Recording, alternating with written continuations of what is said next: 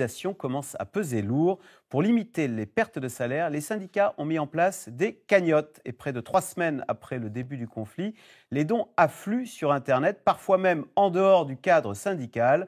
Un élan de solidarité bienvenu à l'approche de Noël. Reportage de Mathieu Lignot et Ariane Morisson avec Myriam Zéhar.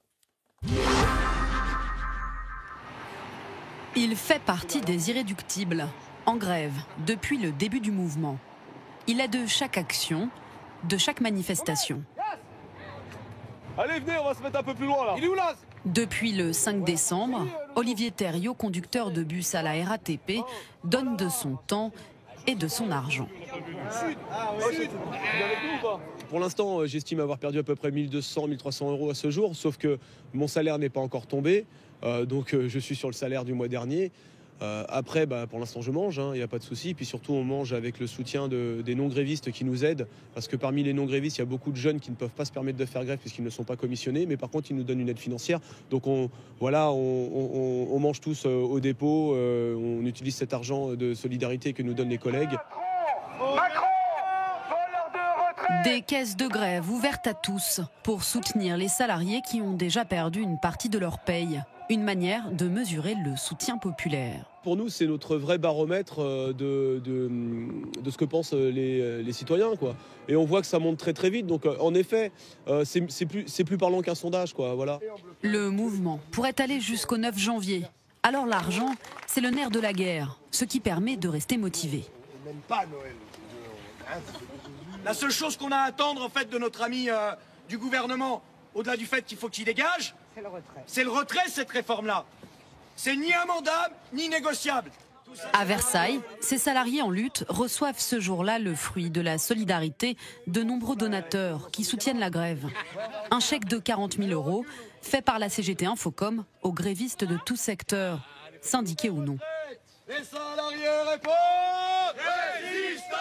Ça sert à donner un coup de pouce, pas à payer la grève, mais à donner un coup de pouce conséquent. En fait, ça sert fondamentalement à dire à Macron, attends pas, c'est maintenant qu'il faut retirer ton projet de loi. Des gens à titre individuel qui ont donné 200 €, 500 €, c'est quand même pas rien.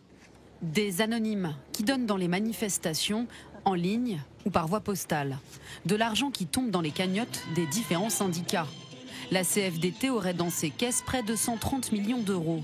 Une somme impressionnante qui lui permet d'indemniser ses adhérents à hauteur de 7,30 € par heure, après 2 jours de grève.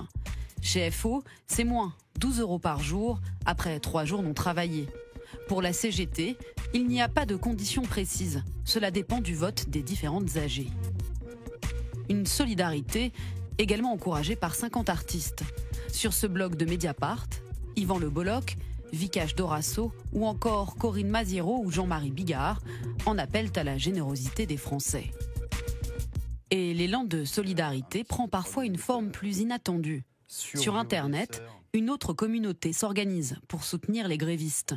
Celle des streamers, des fans de jeux vidéo. Donc là, je suis en direct et j'ai mon chat sur le côté.